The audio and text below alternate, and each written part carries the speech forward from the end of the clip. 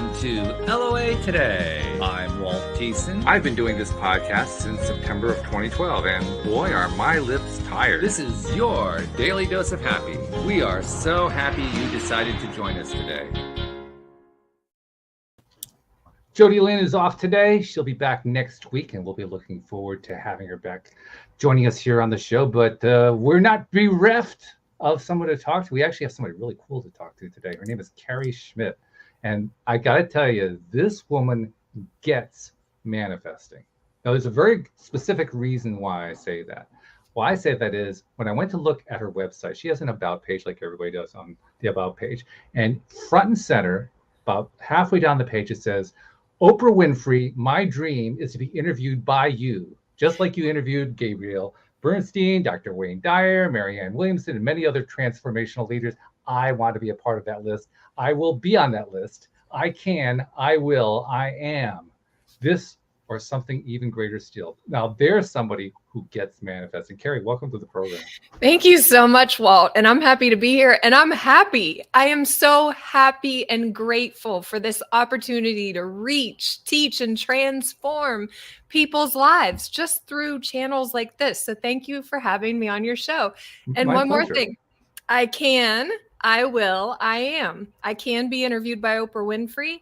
I will be interviewed by Oprah Winfrey, and I am going to be interviewed by Oprah Winfrey. And particularly, I would love to do it in her, garden in Maui. I get really excited about this stuff. There you go. Well, you're getting specific, right? You're creating the image in detail, and you're getting excited about it. That's right. You got to create it and be very specific. Clarity is power, you guys. It reminds me of, what's his name? Neville Goddard. Goddard. Yeah, couldn't remember his last name. How could I forget the name Goddard? Neville Goddard. When he talks about assume the feeling of the wish fulfilled. That's precisely what you're doing there. You're assuming the feeling of the wish fulfilled. It's the law of resonance. Resonance is everything. And I think people understand the law of attraction and The Secret. You know, they think, oh, I'm going to do a vision board. And which is great. It is. You have to. Yeah. You have to vision. You have to determine in your own mind what it is you want. But then what they leave out is the law of resonance. You have to vibrate at the energy, the frequency of the dream being fulfilled. So if I want to be interviewed by Oprah Winfrey, then I need to start doing interviews like this one with Walt and all the other people, so that one day, and I know one day, somebody's going to see me and they're going to say, Oprah, this girl keeps saying that she's going to be interviewed by you. You might want to check her out. Hi, Oprah. I'm Carrie Schmidt, and I'm so happy and grateful. That is fabulous. I love it. And it's the right attitude. Absolutely. In fact, the other thing that's really important, and we don't talk about this a lot lately. We have in the past. I mean, after we've done like over 1,700 episodes. So after a while, they kind of blur together. But when you're doing this stuff, it's important to not just get into the space. It's also important to stay there. Yeah. We have a tendency as human beings to kind of, contradict ourselves. Mm-hmm. We don't realize it, of course, right? But we do. And we do it every time. Well, there's the direct way. Well, I'll never get on Oprah. That's the more direct way. And that's the obvious one. But the less obvious ones are like, oh, God, the kids just gave me a problem again. Or, oh, I can't believe what my boss just did. Or, my spouse just gave me a hard time. I have too much work. But all those stuff, all those things that we just, and I do it. I mean, I'm not saying that I'm not guilty of this. I do this. Me too. But so that's the real challenge, right? I say all the time, I coach myself on a daily basis. I coach myself more than I coach my clients, because I have to be in that space to help other people get to that place, right? But it's not always easy. I was just at the gym with my son and my mom before this episode, and I was listening to a podcast, and this lady was talking about the humanness. Okay, so the humanness is, in my opinion, it's the egoic lens. It's the worry, fear, doubt, all of those things, self-doubt, right? So we self-doubt ourselves all the time. Yes. And that's our humanness. Everybody goes through these feelings. But she said, you have two hands. One hand is your humanness, and your other hand is your divinity. And the power of prayer is when you put the two hands together and you you use prayer or meditation or whatever it is that you brings you into that space where you can find clarity and you can kind of quiet the outside world. And what I say is connect to your power, because your power is in here. And when you do that, your vibration rises. That's how you raise it up. That's right. Raise the roof. Whoop, whoop. I love it. I love it. Now, of course, just because we do something like that doesn't mean that the daily challenges stop, right? They continue. So this is something we have to be. You describe yourself as somebody who coaches herself every day. I think what you're referring to is you have to kind of do check-ins. You have to check on yourself and see how you're doing, and give yourself a little pep talk where needed, and change the scenery if needed, or take a walk, or do whatever it takes to shift whatever's going on at that particular time. I'm full of truth, because my book is about uncover the truth behind the screen and connect to your power, passion, and purpose. So I'll be honest, this morning I cried on my son's shoulder, crying, because I said, sometimes it just feels like I give and give and give. And, and then my best friend came over at lunch to even cheer me up. We need people to be there to help us, because the humanness will get to you. I don't care who you are. It does get to you. So, I said, I feel like I give and give and give, and I'm an empath too. So energetically, then I'm empty. So this morning I felt empty, and I was like, I feel like I just want to give up. I want to run away. It's hard, but we all go through those things. And that's why I share the truth behind the screen, because I think that we all need to talk about the things that make us vulnerable, the things that make us sad or depressed or anxious, so that we can realize, guys, we're all connected. I mean, we're all the same energetically speaking. We are energetic beings or spiritual beings having a human experience. Yes. So we have, and that's, I think, what seeking light and love and transformation is, realizing how to navigate the duality of the universe, the positive and the negative, the yin and the yang, the flow of life. It's a flow. And so when you get down on yourself, you doubt yourself, you worry about the future, or you're stuck in the past, what you can do is breathe into this present moment. Take a deep breath and breathe in, and become an observer of yourself. Become an observer of your way of thinking and feeling without engaging. And when you do that, you gain power over the present moment, because you can define how it is you want to act instead of just react to the circumstances and conditions of life. And I love how you alluded directly, actually. You said it specifically. You talked about how we all are human. We all have these human experiences. We all deal with them. I had one just yesterday. My wife is retired. I'm not quite there yet. She started a gardening service and maintenance business many years ago, and I'm still running it for her. And we got a whole crew doing the work, which is a good thing, because you don't want me in your garden. But that's another story. But the point is, it was kind of getting hectic, and there's been a lot going on. The inflation has affected the amount of business.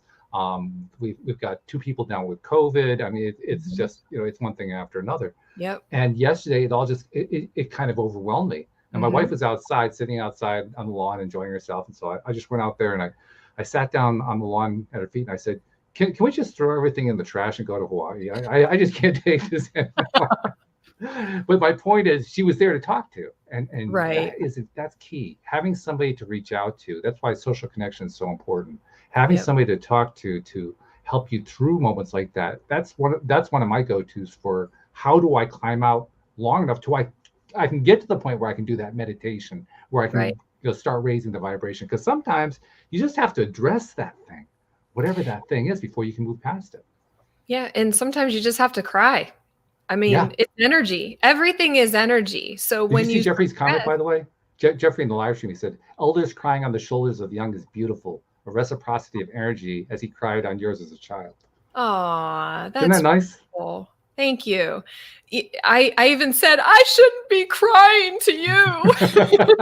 I'm not being a good parent. And he's so perfect. My son's 15, by the way, and I've raised him on my own since he was born. So we have this like unbreakable connection. It's incredible.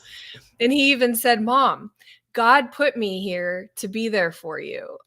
Ooh, wow. I love you, Kason. Oof, that's a great son right there. That is fabulous. Yeah. He's, and I talk about him in the book. I say that God planted the seed in me, and it was my son. And so I think he's heard me say that a few times. So that's why he might say, that's good though. That means he's picking up the good stuff. Jeffrey also has a question for you to address. Yes. How about power with the present moment? Dominance can be problematic. You know what our gift in life is, Jeffrey? The present moment, right here, right now, because the past is gone, yet we live in the past 90% of the time in our own mind, and the future isn't here yet. So the power is right now. And that is where you can bring your attention and your awareness back to the power and the gift of this life. The fact that we're breathing is a gift. I write in the book about a wake-up call, and my wake-up call in life was the death of my father. He passed away when he was 60. He had pneumonia, and it was very quick. And, the moment that I walked out of the hospital after he was gone, my life changed, and my awareness, my lens of life shifted, because it's not promised to any of us. Yet we stay in this place worrying about the future, stressing, and we're anxious, myself included. Okay. So again, that's the humanness. But I think the key is to pause and breathe into this present moment and remember that this is all we have right now. Time is just a series. Time is an illusion because it's a series of present moments. So the more you can be present, the more you can raise your level of consciousness and awareness to the gift that we have right now, right here. That's good stuff. I can even feel it. I could feel you feeling it right there. Good. Like this wave that just happened right there. Yeah. See, Oprah, you want me on your show. There you go. There you go. That was good what you just did. It's a great example, because what you to make it clear to everybody, you established an attention, what was it, 10 minutes ago, right? And well, actually you established it when you put that note up on the page, but that's another thing. But 10 minutes ago you reinforced it, and then you just came back to it. And that's part of the trick, I think, of manifesting what we really want. That seems like the hard stuff, right? It's the easy stuff is easy, right? We don't say that finding a parking space is hard. It's easy, right? We can do that. We can manifest the parking space in front of the store or whatever. I call it princess parking. Princess parking. I even taught my friend to do it, and she does it too now. She's like, yeah, I get princess parking. I'm like, okay, go ahead, girl. I love it. That's fun. Well, and it is fun to do that, by the way. It's really cool. When I first discovered that, I said, oh, this is great. I'm enjoying this. But we all, there's something about the big stuff. I mean, I think Abraham Hicks describes it as there's no difference between manifesting a castle and a button. But it's hard to convince the rest of us about that, because we think there's a big difference between the castle and the button. And, so any of that big stuff can be, because of that, problematic. That can be a challenge. Your mindset creates your reality. So if you think, just like Henry Ford said, if you think you can, or if you think you can't, you're right. That is, when I was a very highly successful corporate executive, and I left a very nice 6-figure salary to do what I'm doing, because it's my passion and I feel like it is my purpose. Because when I started to realize and learn quantum physics and neuroscience and psychology and just the power of your mind and the universal laws that I have vetted and validated, and it works. I mean, I've manifested houses, cars, my soulmate, just pretty much my office I'm sitting in right now. I visioned it. I have books over the years that I would write goals, and then when I accomplish it, I check it off and I celebrate. but it is all in your belief, and it's all in your action, your willingness to take action, plus your intention. So the stuff really works. The last bit that you mentioned, we should tie into that too. One of the criticisms that people sometimes levy is, well, all the visualization and imagination is great, but if you aren't taking action, you're not going to get anywhere. It's true. It is true, because you have to take action. You have to take baby steps every single day. Just like I said, I coach myself when I get down. I got to pull myself up out of the pit, right? I got to pull myself up out of the darkness and then take an action that's going to serve my vision or my dream.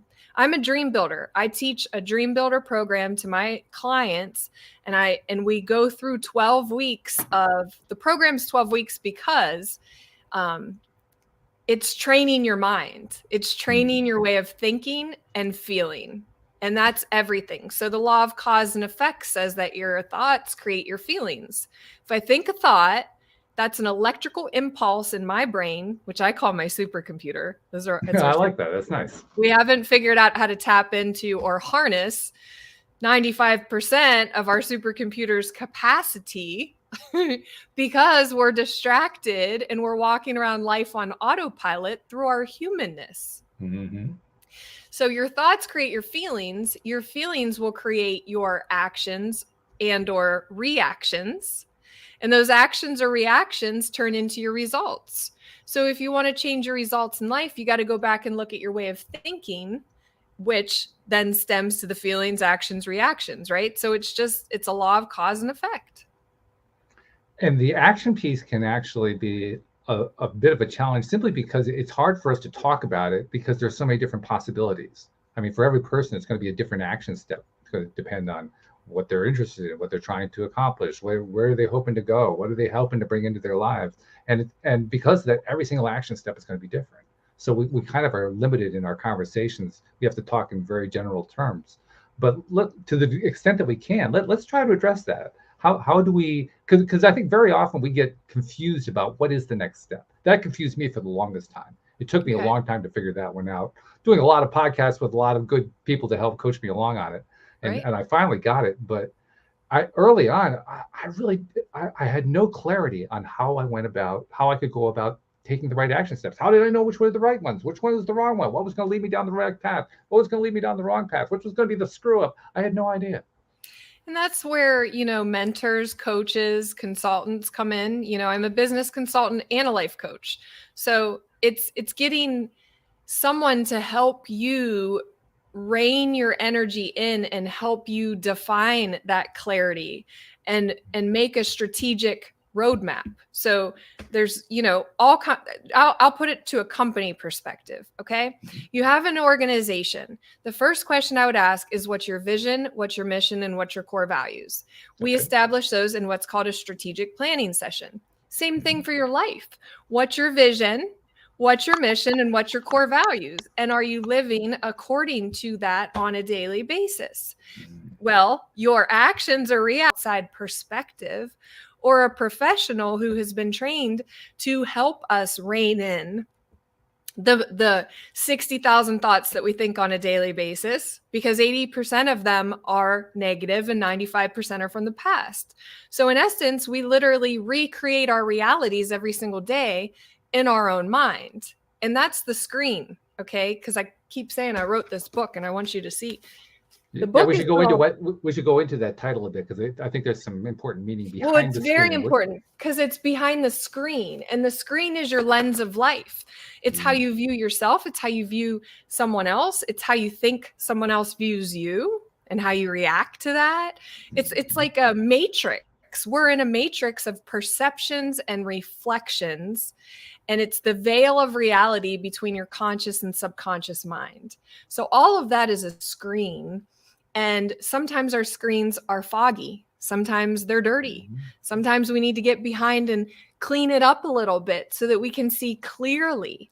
And when we think all of these thoughts and we get lost in our own overactive mind, or we get lost in the egoic lens or the egoic mindset that shows us all the things that we should worry about or fear or doubt, right? Then, which it's very good at doing, by the way. It has that down pat. What's that? The ego has that down pat, being able to show you all the things to be afraid of and Right. to be worried about and to be concerned about. It's trained beautifully. Wow, we're just getting a thunderstorm here. Let's Ooh. pray we're good with internet. Yeah, so you have your egoic lens, but then you also have a spiritual lens, right? And so we have to differentiate and discern between the two in the present moment and decide for ourselves which one am I going to choose to see through, feel through, and take action through. And that's life. Do you ever get confused about which is which? Hell yeah. I'm sorry. No, don't worry. I keep forgetting and I can't. Far worse things have been said than that. Don't worry about it. I think that we get overwhelmed and distracted in our daily lives because of the social conditioning. Here's another thing. We've been conditioned since childhood to think, feel, believe certain things about ourselves and about the world.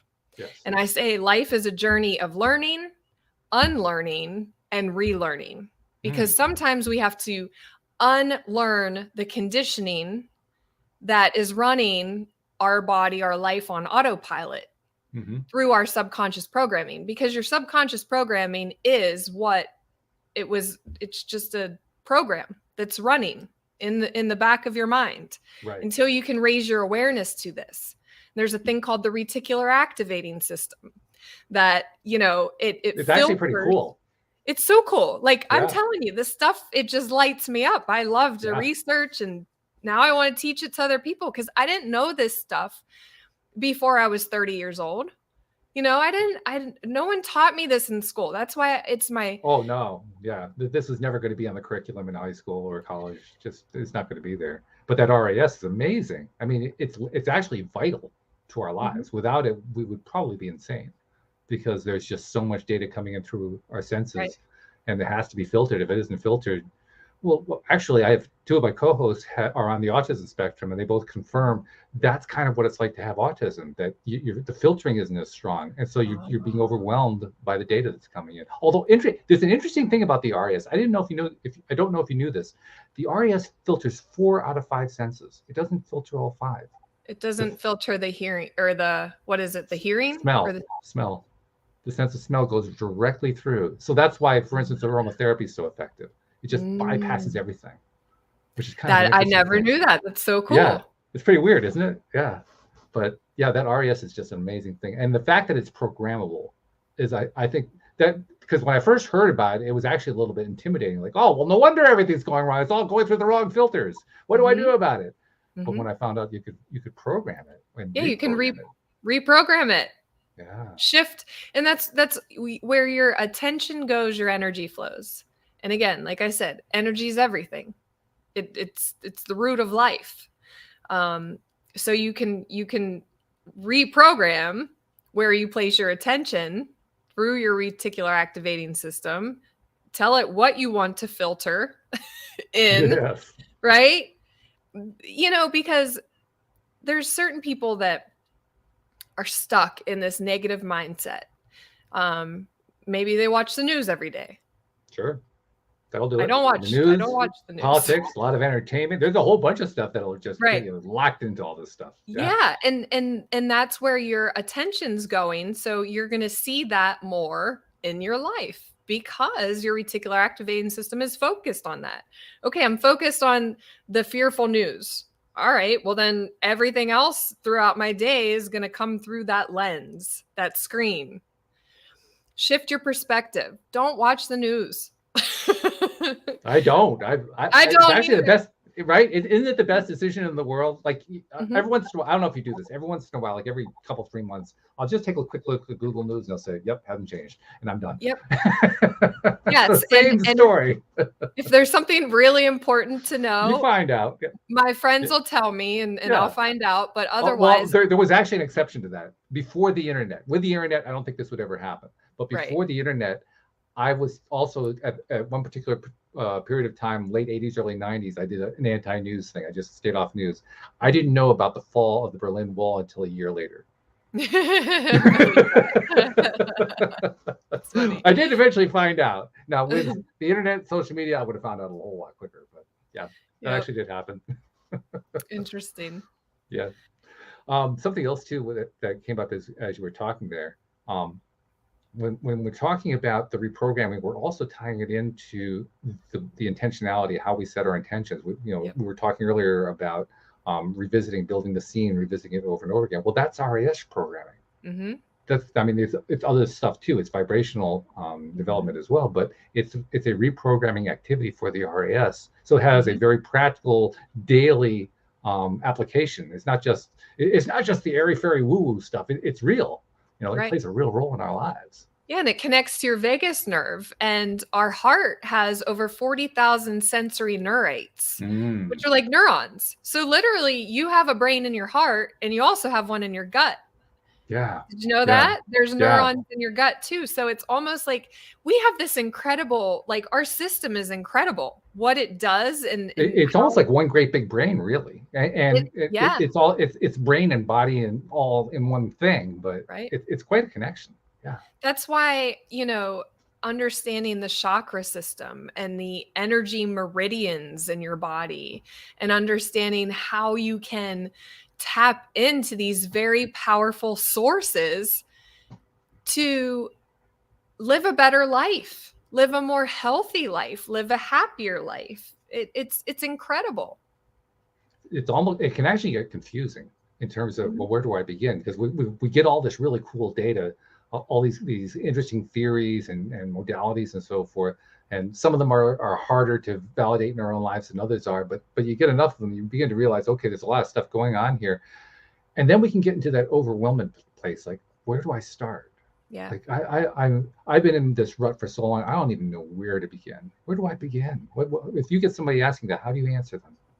You go within, because your intuition and your brain, it's here and here, the whole brain, the whole sensory system. I believe that if you go within and listen to the still small voice, the tiny whisper, the intuition, your connection to infinite intelligence will give you an idea.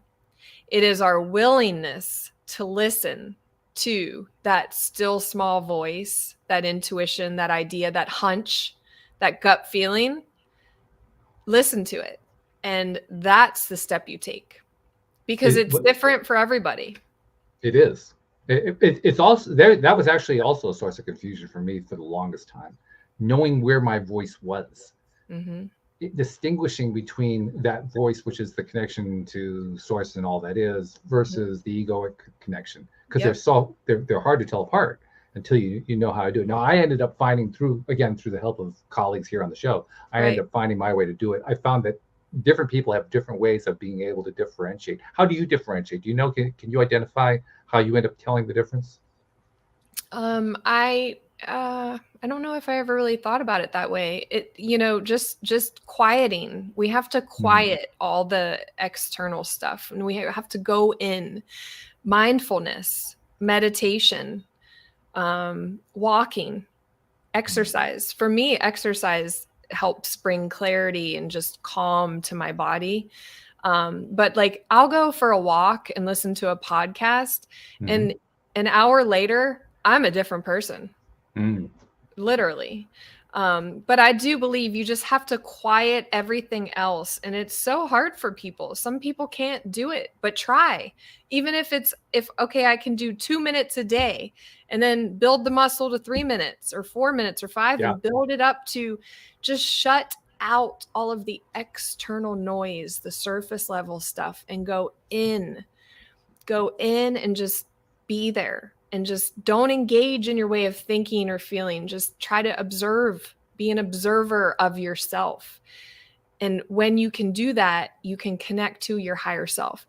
Your ego is the self of the conditioning, right? What we've been conditioned, I believe, to see or believe in terms of illusions in our world.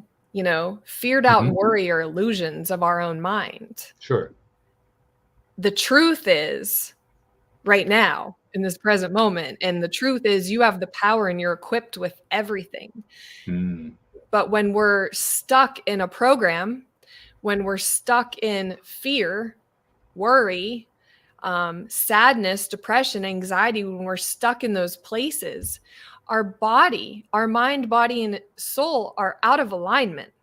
Mm. And if you think about nature, everything in nature, it's harmony. It's balanced, right? And even when nature's out of balance, that's when we have storms and different stuff. Mm-hmm.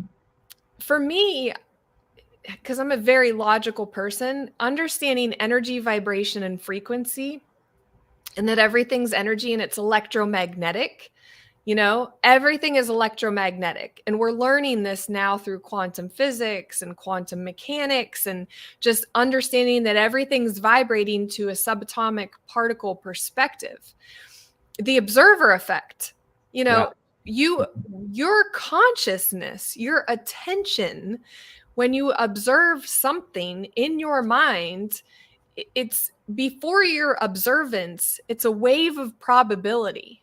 That's what's out here. It's waves of probability until I think a consciousness observes it, pays attention to it, gives it energy, and it collapses that wave of probability into a particle of creation, which makes our physical reality.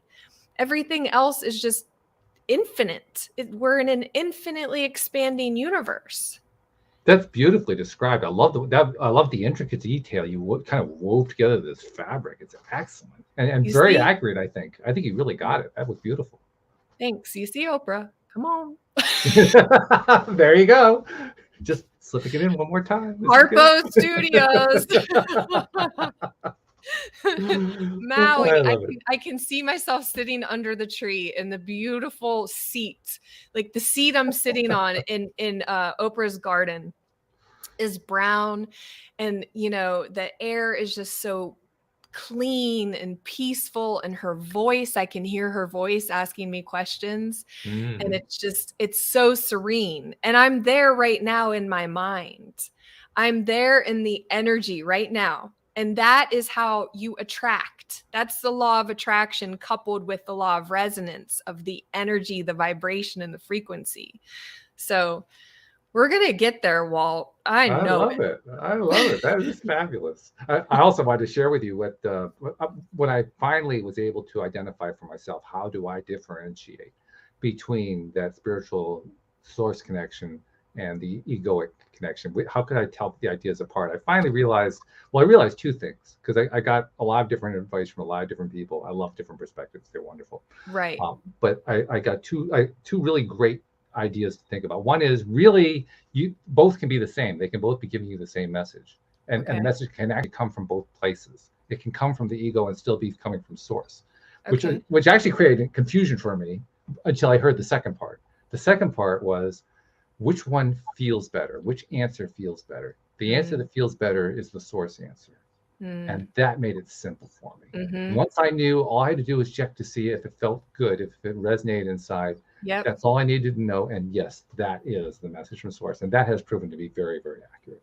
Love versus fear. A Course in Miracles. You can either have it's love or fear. Everything else is just an illusion. And we're good at the illusions. We create them. That's one of the things that I still am creating my own model in my own mind of how this universe and us interact together. The rule, because we are creators. I believe that we, all of us, as elements of source, as strands of source, as Abraham refers to it, we are all part of that creator process. And so therefore we are all creators. So we created this. We created this mess that we're in. We're creating this beautiful thing that we're leading to. We're creating all of it. And generations. But so the faulty programs are passed down unconsciously, generation to generation, and these, perspectives of racism or judgment or borders or classification or whatever kind of ism, whatever classification you want to assign to it. When you assign something to it, you're limiting it. Yes. And we're limitless. Yes. So when we can connect to that limitless, infinite, ever expanding, omnipresent, beautiful source of love, that's God. Yes. And that's us. Anything else is an illusion or a figment of your imagination that through your attention gets created into this physical reality. That's why so many people are stuck searching for their purpose, not living out their passion, because they're probably not aware of this. That's why I feel like I just want to be a voice to reach and teach more people what I wish I would have learned when I was younger and struggling me too. as a teenager. I wish I had known this. I mean, I learned this stuff really for the first time in my mid-50s. And numerous times I've said to myself, God, I wish I knew this when I was 20. Yeah. I wish I had understood this stuff. Boy, it would have been an entirely different life if I had known this stuff. But So- by the same token, I did learn it. I may not have learned it to my 50s, but I learned it. And I try to remind myself that too. That's really important as well. Maybe we go through these seasons for a reason. We don't understand. I'll never even try to understand why certain things happen, but things happen to give us that openness or willingness to even see it from a different perspective. Yeah, that's true. Well, that's what all of life is. Life is basically giving us a series of experiences where we get to decide moment by moment how we're going to respond. That's really what our true power is, the power of response. Yep. And I took years to come to the conclusion that my response did not have to be programmed into whatever the situation was, whatever the action was that had happened or produced some result. Something sad happens, so I have to be sad. Something happy happens, so I have to be happy. Something terrible happens, so I have to be appalled. That was my mindset for years. When I finally actually learned that I could choose a different response, my first reaction was, yeah, right. My second reaction was, oh my God, it's true. It is true, but it's not easy because it's reprogramming your subconscious program. Yes. Because your subconscious program, and I teach this in the 7-step life timeline system of transformation. So I give 7 steps of how to overcome your subconscious programming. Hold on, let me back up. 7 steps. The step number 1 is to identify, tag it, your unconscious behavior patterns. We have unconscious behavior patterns. Those are the reactions that we snap, we get angry, we yell, we react, to certain triggers. Those are emotional responses driven by something from our subconscious program, something that happened in the past, our body's defense mechanism to survive. It was ingrained in our brain and body to react in this certain way to a particular trigger. But what we don't realize later on in life is that we're unconsciously exhibiting these behavior patterns that are affecting our relationships. It's affecting, your ability to have a loving relationship or your ability to be successful in your career. Whatever it is, it's because of your programming. So we got to get clear on where do I want to go and what's holding me back from getting there. And then you can overcome what's holding you back from getting there and reprogram your mind so that you don't react that way. But it takes time. It won't happen overnight. It's a system of training, retraining this amazing supercomputer that we have in our body. It truly is now, amazing. You know what? Just because of this perspective and conversation, I used to always say the supercomputer was in our head, but now I see it as being like our central nervous system. It is. Absolutely it is. Yeah. In fact, I honestly believe our central nervous system is the physical side of our connection to source. I think that's where it all kind of connects in. I can't prove that, but I think it's true. And that's your chakra system. Yeah. Kundalini. We have a number of people who are listening live stream. Jeffrey is actually doing a lot of posting, and he has a question that he wants you to address. He says, can you speak to the phrase, guilt and shame is where the work is? Is worth what? Where the work is. Yeah, for sure. Guilt and shame are all egoic perspectives. And I would say they are energetic emotions. So guilt is a suppressed emotion that you're carrying with you.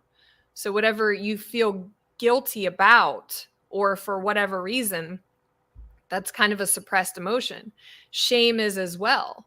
Those are lower states of energy. So you can measure energy on a spectrum, and you have, high vibration and low vibration. Well, the low vibration is guilt, shame, envy, fear, all of those dense ways of feeling. And I believe that's created from our egoic lens. It's reminding us of our shortcomings, of our issues. But when you can come out of that perspective and raise your vibration to love, gratitude, instead of focusing on what you're guilty for or shameful for, focus on what you're grateful for. And just that, focusing your intention on what you're grateful for in the present moment will help you raise your vibration. That's an interesting point. And actually it ties into something we've talked about quite a bit. I don't know, I presume you're familiar with Abraham Hicks. Yes. Esther Hicks, of course, channeling Abraham. We actually have somebody who's been on the show a number of the times, whose name is David Strickle. He channels the stream of David, very, very similar kinds of messaging. Okay. And one of the things that the stream have told us about is they made this very controversial statement at one point, and we've been thinking about it and talking about it. He has a whole circle of people who are looking at it, and we've come to the conclusion that it's true. But the statement that they made is that appreciation is a higher vibration than love. And that kind of threw us for a bit. But over time, we've come to realize it's true. And they actually gave us some explanation later on, the explanation being humans have attached a lot of baggage to the word love, which is what makes it a lower vibration than appreciation, which is true. I also have another perspective that I brought in. When I think about the word appreciation, I apply it to the real world with, like, real estate values. So a house, you buy a house that appreciates over time. Our valuation of that house has gone up, and it can really be anything. Anything that appreciates in value is something that our value, the value that we attach to it, increases over time. So when I think about applying that concept to anything that I'm going to appreciate, the more that I give my attention to it, the more I raise the vibration on that thing. So I can see over time, you keep raising the vibration high enough, you're going to be higher than the vibration of love at some point.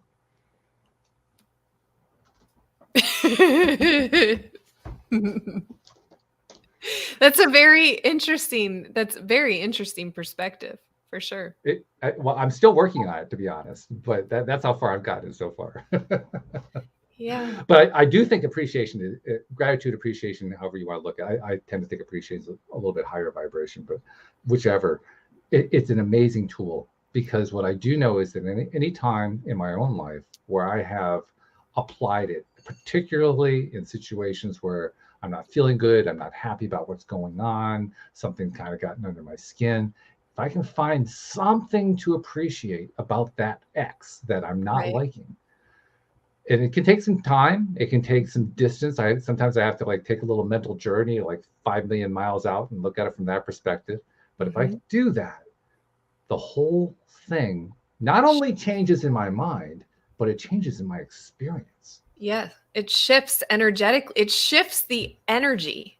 Yeah. And that's what it is. When you realize that everything's energy and you can actually shift it. But it's not easy, and it takes practice, and it takes consistent practice. I think we're all, searching for that perfection, but there's never going to be perfection. It's just the power of this moment in time is perfect. That's something I've been leaving behind. I was very much a perfectionist for years, and I've been working diligently to leave it behind. I think I pretty much have left it behind. I'm no longer concerned about whether I'm doing something perfectly. I'm concerned about, am I doing it better than I was? But I'm aiming for perfection. It's actually gotten to the point now where it seems ludicrous. The idea of trying to be perfect is like, yeah, okay, well, have fun with that. I'm done with that. I've been there. I've done that. I got the t-shirt. I don't really want to go there anymore. It's not a fun place to be. I'm much more enjoying the place of imperfection. I think it's much more fun. I think it's more enjoyment, more to get out of it. open and vulnerable. Just be open. Perfection is to whose standard anyway? Yeah, right. Who decides? I mean, is there a judge somewhere? Well, this is what's perfect. That's what's imperfect. Well, if you watch TV, you'll find a whole bunch of them. Well, I suppose that's true. Yeah. The interesting part is how often other people say, well, no, that's not right.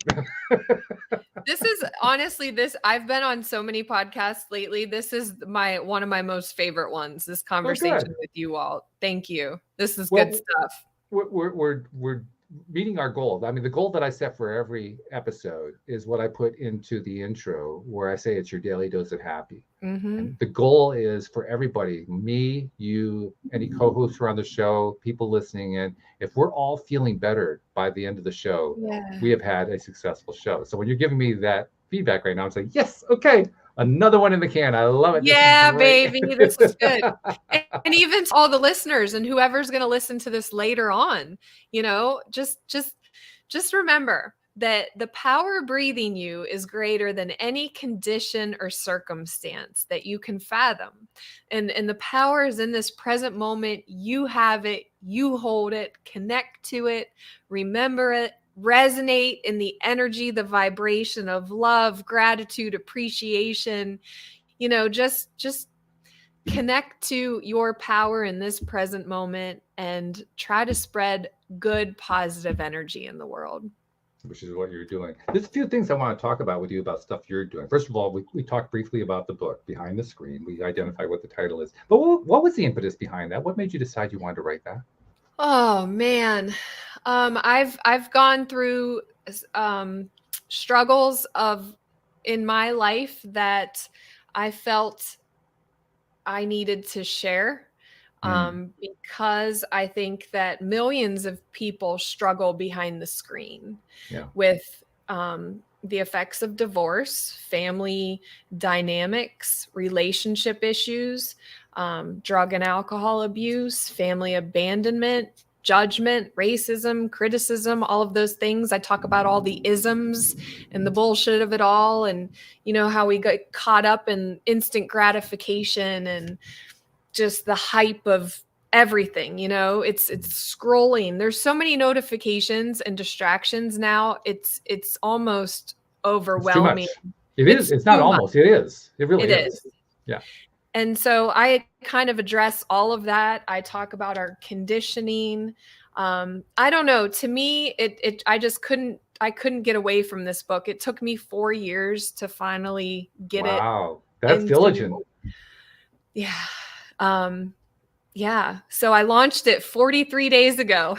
Congratulations. Thank you. And I'm already being hard on myself. Like, oh man, it's like, no, you gotta continue. I gotta continue to hit the ground running. I gotta ask, people to read it, ask people to write a review, ask them to share it, ask for endorsements. Absolutely. It's like, you got to co-create your reality. And that's, like we said, the action. It's the daily action, because most people give up right before that breakthrough. And I promise myself, I will not give up. I will not give up until I'm sitting in Maui. Yeah, I'm sure you'll be. I have no doubt you're going to be sitting in Maui, right across from Oprah. One of my good friends, Andrew Kapp, wrote a book called The Last Law of Attraction, book you'll ever need to read. And he's very proud because I think he actually just recently hit the figure. He got his 100,000th sale. Awesome. So, but he makes a really important point. He makes this one over and over. Every time I ever have him on the show, or I've interviewed him in other venues as well, he makes the same point over and over again. He shows up every day, just like you're doing. You show up every day. You respond to the emails. You respond to the questions. Somebody reaches out, you respond to that. He actually went on this little thing one time about how he was frustrated with Amazon, because it used to be on Amazon that if somebody left a comment on your product or your book, you could respond to it, and then he took that away. He said, no, don't take that away. Right. That's how I get back to somebody. Right. So that was, I agree, that was kind of a loss, but he still makes it a point every day. Do at least one thing. Find one more way to reach out. Make one more video. Make one more stop. Talk to one more person in the store. Just do one more thing every single day at least. That's how he says he got to 100,000 customers. Yeah, and there's divine connections, and this is how the Yeah. universe works, because Mhm. when you do speak up, right? My boyfriend and I were just at dinner this past weekend, and I asked the table of ladies next to us a question. I asked them to take a picture, and long story short, I said I brought one book, and I felt in my soul that if I ran into one person, I would gift this book. It ended up being the Nice. girl's birthday, who just Oh, turned 40 wow. years old. I'm 40, so that I was like, wow, that's a great, So I Yeah. gifted her the book, and I was talking about how I want to speak to our youth, like high schools and college students, about what we're talking about. And she goes, Mm. we're all a table of educators. And I was just Oh, like, yeah. Oh, you see yeah. what I'm saying? Like, it's that it's listening to the little gut feeling or the voice and Yeah. saying, okay, I'm going to bring this book just in case, and then I'm going to spark up a conversation, because you never know who's sitting next to you. That's And right. everywhere we go, I have a divine connection every single time. It's incredible. I And have a. Oh, I'm sorry. that's Go just, ahead. that's the universe. That's it. That's God. It's the higher power. It's good. It really is. I have a former co-host named Joel Elston, who is he's a life coach. He's a former therapist, and he wrote his own book, basically the story of his struggles in life when he was an addicted gambler, and actually ended up stealing from his parents' family, from the parents' business, and getting arrested, going to prison. Before that, he was living on the streets in Las Vegas after having gambled everything away. He ate out of a dumpster. He had like one horrible thing happen after another, but he ended up writing a book to basically tell the story and also give people hope and teach them how the law of attraction works and all this kind of stuff. And he tells the story about how one day he has the book is called The Bench, because there's a bench in Florida that he goes to whenever he needs to get away and just kind of refocus himself. Yeah. Right on the water. He loves it. And there's a picture of it on the cover of his book. He says one day he went to visit his bench, and he had a copy with him, and he just had this inclination to leave a copy on the bench. So he did. He says, I don't know, maybe the right person will see it. Didn't really know what would happen. Didn't hear anything about it for about 3 or 4 months. About 3 or 4 months later, he got a contact from somebody in Canada who had been there on the beach, had seen the book on the bench, had picked up the book, taken it home, read it on the plane ride back, and wrote to tell Joel that the story that Joel told was exactly the same as the story of the man who read the book. And that's it right there in Yeah. a nutshell. Now I'm going to leave my book somewhere. There you go. Yeah. Because that's why I wrote it, was to reach other people that might be struggling and know that you're not alone. And and that's how I think the divine works, is through other people, through these, just little ways of connecting that you could never fathom beyond our human mind. And that's exactly how it works. And it's incredible. Because we can't even see most of it most of the time. I mean, right. In order to see that, you would have had to have like a camera fastened on that bench, following everybody who came by until one guy came down, sat, picked it up. That's the kind of omniscience you would have had to have just to get to that point. So I mean, there's just too much for us to even track. It's impossible. Thank God that the guy even reached back out to him to let him know that him leaving that book had an impact on him, and it was the message that he needed at that right time. Yeah, exactly. Wow. Yeah, that plays out a lot. Well, plus there's also another side to the Joel Elson story. I love talking about Joel. He's a great guy. One of the things that he did that it kind of happened by accident, and talk about how we don't really know all the stuff that's going on in the background. He eventually overcame his gambling addiction. He ended up doing something that most people thought was impossible. He ended up successfully opening not one, but 2 different clinics specifically for gambling addicts. The reason they thought that was impossible is that gambling addicts don't have any money because they gambled it all away. So they can't afford treatment. So everybody said, well, there's no way that you can't pay for something like that. Well, he managed to figure out a way to do it twice, not just once. Good for him. But what came after that was even more remarkable, because he ended up creating his own practice shortly after those 2 creations. And in his practice, he started getting contacts. He lives in Virginia. He started getting contacts from the Richmond, Virginia area, from social workers, people who work for the state and so forth, who had cases of young boys who were stuck in the foster care system.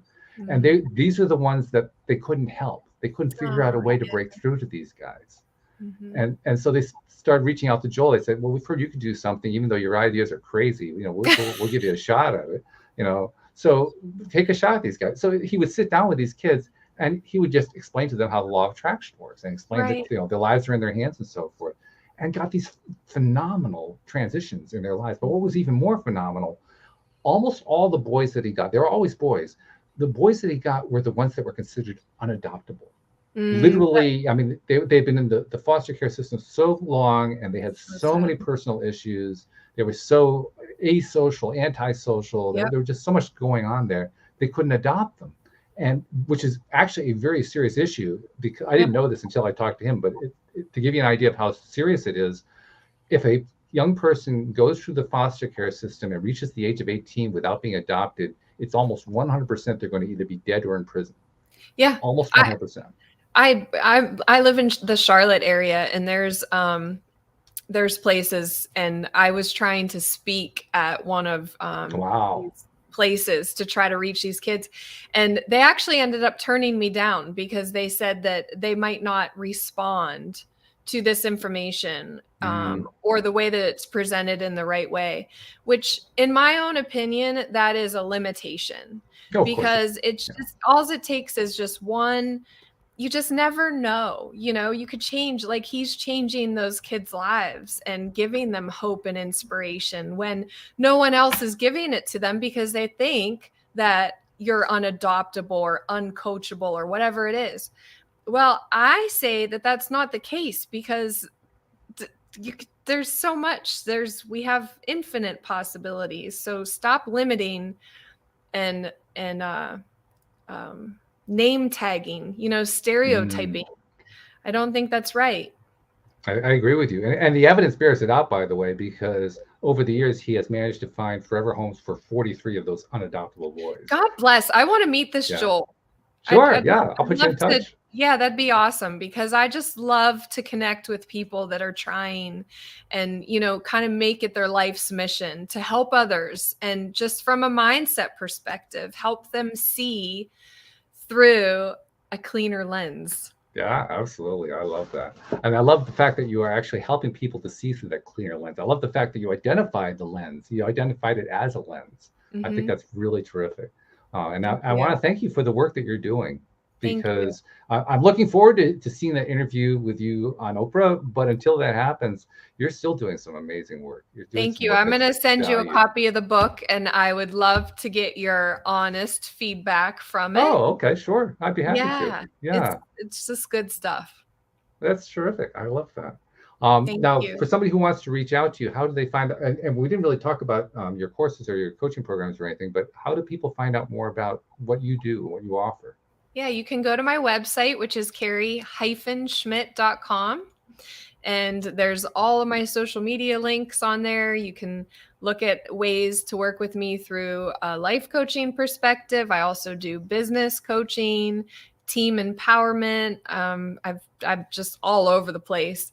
But you can also get the book on Amazon. So if you just go Behind the Screen by Carrie Schmidt, it's available on Amazon. If you do get it, please leave me a review. Those reviews help me reach other people who need to read and need to hear the stories, because they're real, raw, and uncut. The best ones are. The best ones definitely are.